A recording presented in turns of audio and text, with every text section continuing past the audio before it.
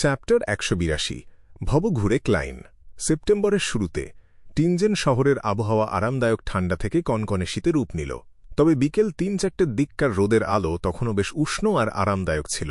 ক্লাইন আধ্যাত্মিকতার দেয়াল আর ওরিয়েল জানালার ভেতর দিয়ে গলে বাইরে বেরিয়ে এল। সে তার শোবার ঘরের বাইরে বাতাসে ভাসতে ভাসতে ড্যাফোডিল স্ট্রিটে এদিক ওদিক ছুটে চলা মানুষ আর ঘোড়ার গাড়িগুলোর দিকে নজর বুলাল। ঠিক তখনই ধূসর শ্রমিকের পোশাকে থাকা লোক হঠাৎ মাথা তুলে সেদিকে তাকাল। ক্লাইন ঘাবড়ে গিয়ে লুকাতে চাইল, কিন্তু আড়াল নেয়ার মতো জুতোসই কিছুই সে খুঁজে পেল না। লুকানোর মতো কিছু না পেয়ে সে চুপি চুপি আবার নিজের ঘরের ভেতর ফিরে যেতে শুরু করল। তবে আর চোখে সে খেয়াল করল, একটু আগের ওই লোকটা কেবল জানালার দিকে এক পলক তাকিয়েছে মাত্র। এরপর তার দৃষ্টি একটা উড়ন্ত চড়ুই পাখিকে অনুসরণ করল, কিন্তু দুর্ভাগ্যবশত পাখিটা তার চোখের আড়াল হয়ে গেল। টিনজেন শহরে মাঝে মাঝে এমন পাখি চোখে পড়ত। উফ, আমি তো ভুলেই গিয়েছিলাম যে সাধারণ কোনো মানুষের পক্ষে আমাকে দেখা সম্ভব নয়। ক্লাইন স্বস্তির নিঃশ্বাস ফেলল আর বুঝতে পারল এই পরিস্থিতির সাথে মানিয়ে নিতে তার এখনও বেশ কিছুটা সময় লাগবে। তার আত্মবিশ্বাস একটু বাড়তেই সে আরও নিচ দিয়ে উঠতে শুরু করল আর কাছের একটা বেশ চওড়া রাস্তায় গিয়ে মানুষের মাথার ঠিক ওপর দিয়ে ভাসতে ভাসতে এগিয়ে চলল। কাছাকাছি যেতেই ক্লাইন সাথে সাথে বুঝতে পারল তার বর্তমান এই দৃষ্টি আর স্পিরিট ভিশন বা আধ্যাত্মিক দৃষ্টি একেবারেই এক। এটাকে আলাদা করে সক্রিয় করার কোনো দরকার পড়ল না তার, তবে এর দেখার পরিধির একটা নির্দিষ্ট সীমা ছিল। পাশাপাশি সবার চারপাশের আভা আর আবেগের রঙের বাইরেও সে প্রতিটি মানুষের আত্মার অস্তিত্ব খুব হালকাভাবে অনুভব করতে পারল। সেগুলো ছিল ঘোলাটে, মায়াময় আর একদম স্বচ্ছ। এই অবস্থায় আমার মনে হয় আমি চাইলেই যে কোনো মানুষের শরীর ভেদ করে সরাসরি তার আত্মার ওপর হামলা চালাতে পারব। ক্লাইন চিন্তিত ভঙ্গিতে মাথা নাড়ল। সে চারপাশে চক্কর দিয়ে নিজের সর্বোচ্চ গতির পরীক্ষা নেওয়ার প্রস্তুতি নিল। তাই সে তার সমস্ত শক্তি দিয়ে আয়রন ক্রস স্ট্রিটের দিকে উড়ে চলল। খুব বেশি সময় লাগল না, অল্পক্ষণের মাঝেই সে তার পুরনো অ্যাপার্টমেন্টের ঠিক বাইরে এসে থামল। এই গতিটা হাইওয়েতে ছুটে চলা কোনো গাড়ির গতির প্রায় সমান হবে। কি দুর্ভাগ্য, আমি এখনও স্পিরিট ওয়ার্ল্ড বা আধ্যাত্মিক জগতে ইচ্ছেমতো আসা যাওয়া করতে পারি না, না হলে ব্যাপারটা একদম নিখুঁত হতো। তবে স্পিরিট ওয়ার্ল্ডে একবার হারিয়ে গেলে এর পরিণতি নাকি ভীষণ ভয়ানক হয় বলে শোনা যায়। নিজের সক্ষমতার এই হিসাব নিকাশ শেষ করতে না করতেই ক্লাইনের মনটা ভীষণ খারাপ আর বিষণ্ণ হয়ে গেল। সেখানে এক অদ্ভুত, না বলা মানসিক চাপ বিরাজ করছিল। সে চারপাশে তাকাল আর অনুভব করল যে পুরো আয়রন ক্রস স্ট্রিট এমন এক বিষণ্ণতায় ডুবে আছে যা সাধারণ মানুষের চোখেও ধরা পড়ে, এমন এক অন্ধকার যাকে সূর্যের আলোও দূর করতে পারে না। সেখানে অসারতা, হতাশা, তীব্র যন্ত্রণা আর অন্যান্য আবেগের স্তরের পর স্তর যেন একে অপরের ওপর চেপে বসেছিল। মনে হচ্ছিল সেগুলো যেন একেবারেই বাস্তব আর দৃশ্যমান। আমি যখন প্রথম সিয়ার হয়েছিলাম তখন এই রাস্তায় দাঁড়িয়ে আধ্যাত্মিক উপলব্ধি ব্যবহার করে ঠিক যেমনটা অনুভব করেছিলাম এখনও ঠিক তেমনই লাগছে। আয়রন ক্রস স্ট্রিটের মিডল স্ট্রিট আর লোয়ার স্ট্রিট আজও একটুও বদলায়নি। কে জানে এমন দমবন্ধ করা কষ্ট আর এই তীব্র বিষণ্ণতা জমা হতে ঠিক কতগুলো বছর পার হয়েছে। ক্লাইন পুরনো সেই দিনগুলোর কথা মনে করে একটা দীর্ঘশ্বাস ফেলল আর আশেপাশের ভবনগুলো ৩ তলার সমান উঁচুতে উড়ে গেল। সেখানে গিয়ে অবশেষে সে সূর্যের আলোর পরশ পেল আর নিজের ভেতরের বিষণ্ণ ভাবটাকে ঝেড়ে ফেলল। ক্লাইন লোয়ার স্ট্রিট ধরে উড়ে চলল আর কিছুক্ষণ পরপরই তার চোখে পড়তে লাগল ছেঁড়াখোঁড়া পোশাক পরা সেখানকার বাসিন্দাদের, যাদের চেহারা ছিল একদম ভাবলেশহীন আর শরীর ছিল চরম পুষ্টিহীনতায় ভোগা। এমনকি সে এমন দুটো মৃতদেহও দেখতে পেল যারা স্বাভাবিক কারণেই মারা গিয়েছিল, দীর্ঘদিনের অনাহার আর পুষ্টিহীনতার সাথে হঠাৎ করে হানা দেওয়া কোনো এক রোগের বলি হয়ে। প্রতি মাসেই অসংখ্য মানুষ এভাবেই ধুঁকে ধুঁকে নিদারুণ কষ্টে মারা যেত। তবে সাউদার্ন কন্টিনেন্ট থেকে দলে দলে ছুটে আসা সর্বশান্ত কৃষক আর দাসেরা খুব দ্রুতই তাদের সেই শূন্যস্থান পূরণ করে দিত। ক্লাইন নীরবে একটা দীর্ঘশ্বাস ফেলল আর নিজের দিক পরিবর্তন করে সোজা দক্ষিণের দিকে উঠতে শুরু করল। ওটা ছিল টিনজেন শহরের মূল শিল্প এলাকা। স্টিল ওয়ার্কস, সিসা কারখানা, সিরামিক কারখানা, প্রিন্টিং কারখানা, মেটাল ওয়ার্কস কারখানা, মেশিন তৈরির কারখানা সহ আরও নানা ধরনের কারখানা সেখানে একটার ঠিক পাশেই আর একটা গড়ে উঠেছিল। উড়তে উড়তে ক্লাইন আকাশ ছোঁয়া সব চিমনি দেখতে পেল। সে দেখল চারপাশের বাতাস ধুলোয় একেবারে ভরে আছে আর সেখানে এক ভারী বিষণ্ণতা ছেয়ে আছে যা লোয়ার স্ট্রিটের অবস্থার চেয়ে কেবল সামান্য একটু ভালো ছিল।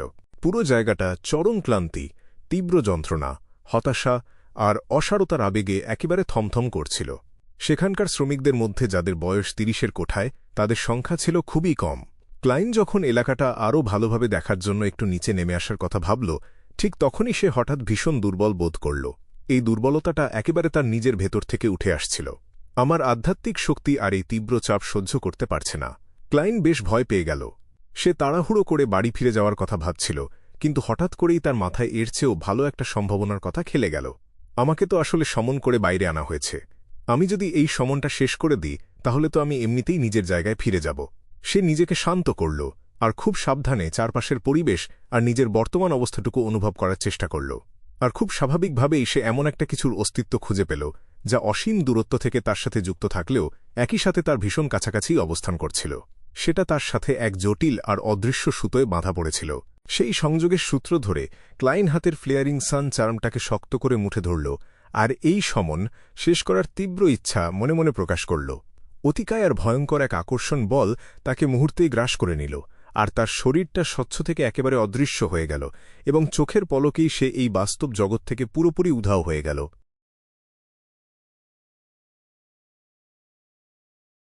সেই সীমানাহীন ধূসর কুয়াশার জগতে চারদিকে পিনপতন নীরবতা বিরাজ করছিল, আর সেখানে মায়াময় লালচে তারাগুলো কেবল মিটমিট করে জ্বলছিল। ক্লাইন আবার সেই সুবিশাল প্রাসাদে আবির্ভূত হল, যা দেখতে কোনো দৈত্যের বাড়ির মতো লাগছিল, আর সে সোজা গিয়ে সেই প্রাচীন ব্রোঞ্জ টেবিলের সবচেয়ে সম্মানের আসনটিতে বসে পড়ল। পুরো প্রক্রিয়াটা বেশ ভালোভাবেই সম্পন্ন হয়েছে। তাছাড়া ক্লাইন এক আনন্দদায়ক বিস্ময় নিয়ে নিজের স্পিরিট বডির দিকে তাকাল আর দেখল যে তার মাঝে এক উষ্ণ আর খাঁটি সোনালি অংশ মিশে আছে, ফ্লেয়ারিং সান চার্ম। আমি সত্যি সত্যিই বাস্তব জগতের কোনো জিনিস এই ধূসর কুয়াশার ওপরের জগতে নিয়ে আসতে পেরেছি। সে হাসি মুখে চার্মটা হাতে নিল আর নেড়েচেড়ে ভালো করে নিশ্চিত হল যে ওটা মোটেও কোনো মায়াময় বা অবাস্তব জিনিস নয়। ক্লাইন উঠে দাঁড়াল আর চরম তৃপ্তি নিয়ে পায়চারি করতে শুরু করল। সে গভীর প্রত্যাশা নিয়ে মনে মনে ভাবল, যেমনটা ভেবেছিলাম ঠিক সেভাবেই জিনিসপত্র আর উপকরণগুলো এই রহস্যময় জগতে নিয়ে আসা সম্ভব। আমাকে শুধু এর সঠিক উপায়টা খুঁজে বের করতে হবে। তবে এই পদ্ধতিটা বেশ জটিল। কাঙ্ক্ষিত লক্ষ্যে পৌঁছানোর আগে আমাকে বেশ অনেকগুলো কাজ করতে হয়। তাছাড়া ক্লাবের সদস্যরা যদি সবসময় এভাবেই আমাকে সমন করতে থাকে তাহলে সেটা মিস্টার ফুলের ভাবমূর্তি নষ্ট করবে। আমি কেবল মাঝে মধ্যে এমনটা করতে পারি, অথবা এই বিষয়ে আরও ভালোভাবে বুঝতে পারার পর এটা করা যেতে পারে। আমি মিস্টার ফুলের ব্লেস্টকে সমন করার মতো একটা মন্ত্র তৈরি করতে পারি, কিন্তু সেটাও শেষমেশ আমাকেই নির্দেশ করবে। আমি তো আর জন্মগত কোনো শ্রমিক নই। মন্ত্রটা কেন সবসময় শুধু আমাকেই নির্দেশ করবে? সময় এলে আমি হয়তো একজন বার্তাবাহক বা আরও অনন্য কোনো ব্লেস্ট তৈরি করতে পারব, যাকে দিয়ে আমি এই জিনিসপত্র আনা নেওয়ার কাজগুলো সারতে পারব। ক্লাইন যতই ভাবছিল তার মাথায় একের পর এক নতুন সব ধারণা উঁকি দিচ্ছিল, কিন্তু নিজের ক্ষমতা আর জ্ঞানের সীমাবদ্ধতার কারণে সে এখনই সেগুলোকে কাজে লাগাতে পারল না। আরও বেশি দুর্বল হয়ে পড়ায় ক্লাইন আর সেখানে বেশিক্ষণ থাকার সাহস পেল না। সে নিজের আধ্যাত্মিক শক্তি দিয়ে নিজেকে মুড়িয়ে নিল আর নিচে নেমে যাওয়ার সেই অনুভূতিটা নকল করার চেষ্টা করল। চোখের পলকেই সে আবার তার শোবার ঘরে ফিরে এল। সে দেখল তার জানালার পর্দার ফাঁক গলে চমৎকার রোদের আলো ঘরের ভেতর এসে পড়ছে। সে নিজের শরীরটা ভালো করে পরীক্ষা করল আর নিশ্চিত হল যে ফ্লেয়ারিং সান চার্মটা তার সাথে ফিরে আসেনি, বরং সেটা ওই ধূসর কুয়াশার ওপরেই রয়ে গেছে। আমার যখন যথেষ্ট বিশ্রাম নেওয়া হয়ে যাবে তখন আমি ঠিক ভোরে ওই সমন করার আচারটা আবার পালন করব, যাতে ফ্লেয়ারিং সান চার্মটাকে আবার এই বাস্তব জগতে ফিরিয়ে আনা যায়। আহা, আমি যদি ওই অবস্থাটা আরও কিছুক্ষণ ধরে রাখতে পারতাম তাহলে কতই না ভালো হতো। তাহলে আমি ওই লাল চিমনিওয়ালা বাড়িগুলোর খোঁজখবর নিতে পারতাম। বড়ই আফসোসের বিষয় যে আমি এখনও সেটা করার মতো অবস্থায় পৌঁছাইনি। আমি বড়জোর কয়েকটা বাড়িতে খোঁজ নেওয়ার মতো সময়টুকু উঠতে পারব, আর তারপরই আমাকে আবার ওই ধূসর কুয়াশার ওপর ফিরে গিয়ে পাক্কা আধবেলা বিশ্রাম নিতে হবে। এতে কাজের গতি একেবারেই কমে যাবে। ক্লাইন তার পড়ার টেবিলের সামনে এগিয়ে গেল আর নিঃশব্দে জ্বলতে থাকা মোমবাতিটা নিভিয়ে দিল। নিজের জিনিসপত্র গুছিয়ে নেওয়ার পর সে সাথে সাথেই আধ্যাত্মিকতার দেয়ালটা সরিয়ে নিল না, বরং সে চেয়ারে বসে পড়ল আর একটা কলম আর কাগজ বের করে একটা চিঠি লিখতে বসল। মিস্টার আজিক এর কাছে লেখা একটা চিঠি। প্রিয় মহোদয়, এই সম্বোধনটুকু লেখার পর সে কয়েক মিনিট ধরে গভীরভাবে ভাবল আর তারপর লিখতে শুরু করল। আমি সম্প্রতি খবর পেয়েছি যে 7 পাইরেট অ্যাডমিরালদের একজন, ভাইস অ্যাডমিরাল হারিকেন, চিলাঙ্গোস চুপিসারে ব্যাকল্যান্ডে প্রবেশ করেছে। তার কাছে ক্রিপিং হাঙ্গার নামের একটা রহস্যময় জাদুকরী জিনিস রয়েছে। এটা শেফার্ডের মতোই একটা ক্ষমতা দেয়, যা মূলত সিকোয়েন্স 5-এর একজন বিয়েন্ডার, যে কিনা বিভিন্ন আত্মাকে গিলে ফেলে আর সেই আত্মার সাথে যুক্ত ক্ষমতাগুলো নিজের আয়ত্তে নিয়ে নেয়। শোনা যায় যে গ্রেজিং করার জন্য, অর্থাৎ আত্মাকে আটকে রাখার জন্য একটা নির্দিষ্ট সীমা আছে, তবে প্রয়োজন মতো ভেতরের আত্মাদের বদলে অন্য আত্মা নেওয়া যায়। মনে হচ্ছে চিল্লাঙ্গোসের কাছে অনেক ধরনের বিয়েন্ডার ক্ষমতা রয়েছে, আর আমি ঠিক বুঝতে পারছি না সে আসলে ব্যাকল্যান্ডে কী করার চেষ্টা করছে। আমি যেটুকু খবর পেয়েছি তা থেকে মনে হচ্ছে সে হয়তো খুব গুরুত্বপূর্ণ আর ভীষণ রহস্যময় কোনো জিনিসের খোঁজে আছে, যা চিলাঙ্গোসকে একজন হাই সিকোয়েন্স বেন্ডার বা অন্তত হাই সিকোয়েন্স বেন্ডারদের মতোই শক্তিশালী করে তুলতে পারবে। ক্লাইন চিলাঙ্গোসের বর্তমান অবস্থা বোঝানোর জন্য তার খবরের উৎসটা বানিয়ে বলল, তবে মিস্টার আজিগ যে এটা যাচাই করার জন্য কোনো নাইট হক ক্যাপ্টেনকে খুঁজতে বের হবেন এমনটা হওয়ার কোনো সম্ভাবনাই ছিল না। ক্লাইন সরাসরি কোনো সাহায্য চাইল না, বরং এমন একটা ভাব দেখাল যেন সে এমনিই কথার কথায় বিষয়টা তুলেছে যাতে আজিগ একটু সতর্ক থাকেন। মিস্টার আজিগ সাহায্য করতে রাজি হন বা না হন, অন্তত আগে থেকে একটা পটভূমি তৈরি করে রাখলে তো কোনো ক্ষতি নেই। ক্লাইনের যদি সত্যিই কখনো তার সাহায্য চাওয়ার দরকার পড়ে, তবে তখন অন্তত বিষয়টা একদম আকাশ থেকে পড়ার মতো মনে হবে না। ক্লাইন ধীরে সুস্থে একটা নিঃশ্বাস ছাড়ল আর তারপর চিঠির মূল কথাগুলো লিখতে শুরু করল। এত সব ঘটনার পেছনে যে মূল হোতা লুকিয়ে আছে সে এখনও নতুন করে কোনো পদক্ষেপ নেয়নি, আর আমিও এ ব্যাপারে কোনো সূত্র খুঁজে পাইনি। আপনাকে এত হুট করে চিঠি লেখার মূল কারণ হল স্যাক্রিফিশিয়াল রিচুয়াল বা উৎসর্গ করার আচার সম্পর্কে আপনার পরামর্শ চাওয়া। সম্প্রতি একটা মিশনে গিয়ে আমি এমন কিছু একটার মুখোমুখি হয়েছিলাম। দ্য শানের দেওয়া বর্ণনা আর মিস্টার আজিকের উত্তরের মধ্যে তুলনা করে দেখার পর আমি হয়তো একটা স্যাক্রিফিশিয়াল রিচুয়াল করার চেষ্টা করে দেখতে পারব। আচারটাকে যদি উল্টো দিক থেকে করা যায় তবে হয়তো আমি জিনিসপত্র পাঠাতেও পারব। নিজেকে সমন করার চেয়ে বরং জিনিসপত্র আর উপকরণ আদান প্রদান করার জন্য এটাই সবচেয়ে ভালো উপায় হবে। হ্যাঁ, শুধু আশা করি যে মিস্টার আজিকের এই বিষয়ে প্রয়োজনীয় জ্ঞানটুকু মনে আছে। ক্লাইন আলতো করে মাথা নাড়ল। সে নিজের নাম স্বাক্ষর না করেই কলমটা নিচে নামিয়ে রাখল। তামার বাঁশি তো একটাই আছে, তাই আমার বিশ্বাস মিস্টার আজিক প্রেরককে চিনতে কোনোভাবেই ভুল করবেন না। তাই সাবধানতা হিসেবে ক্লাইন চিঠিতে নিজের নামটা লিখল না। চিঠিটা ভাঁজ করার পর সে তার ৩ মিটার উঁচু ছাদের দিকে তাকাল। একটু দ্বিধা নিয়ে সে বিছানা থেকে তামার বাঁশিটা তুলে নিল। একদম ঠিক আছে, এবার ওকে বসতে দিই আর চিঠিটা ধরিয়ে দিই। ডান হাতটা তুলে তামার বাঁশিটা ঠোঁটে ছোঁয়ানোর ঠিক আগে ক্লাইন মনে মনে কথাটাতে বেশ জোর দিল। সে গাল দুটো ফুলিয়ে সজোরে বাঁশিতে ফুঁ দিল।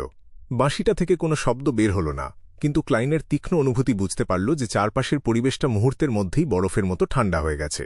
সে তার স্পিরিট ভিশন চালু করল আর দেখল যে তার পড়ার টেবিল ফুঁড়ে ঘোলাটে অথচ চকচকে সাদা হাড়গোড় ফোয়ারার মতো ছিটকে বের হয়ে ওপরের দিকে উঠতে শুরু করেছে।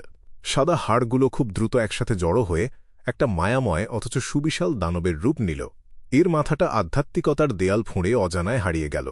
ক্লাইন সেই সাদা কঙ্কালের উড়ু, শরীর আর এর ঝুলে থাকা হাতটার দিকে তাকাল।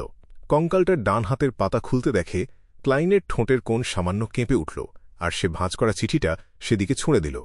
বিশাল সেই হাড়ের হাতটা এক ঝটকায় নিচ দিয়ে ঘুরে এলো আর চিঠিটাকে শক্ত করে লুফে নিল। এরপর ক্লাইন আবার তার তামার বাঁশিটা তুলে নিল আর কোনোরকম দ্বিধা ছাড়াই তাতে আবার ফুঁ দিল। দানবটা চোখের পলকেই ভেঙে গুঁড়িয়ে গেল আর আবার হাড়গোড়ে পরিণত হয়ে তার টেবিলের ওপর আছড়ে পড়ে ভেতরে তলিয়ে গিয়ে পুরোপুরি অদৃশ্য হয়ে গেল। এত সব কাণ্ড শেষ করার পর ক্লাইন আধ্যাত্মিকতার দেয়ালটা সরিয়ে নিল। হঠাৎ বয়ে যাওয়া দমকা হাওয়ার মাঝে সে খুঁড়িয়ে খুঁড়িয়ে কাপড়ের র্যাকের দিকে এগিয়ে গেল আর তামার বাঁশিটাকে ঠিক তার পুরনো জায়গায় রেখে দিল। এরপর সে দ্রুত পায়ে নিজের বিছানার দিকে এগিয়ে গেল আর তার মাথাটা একেবারে বালিশে গুঁজে দিল। নরম তোষকের গায়ে তার শরীরটা ছোঁয়া লাগতেই সে এক গভীর ঘুমে তলিয়ে গেল।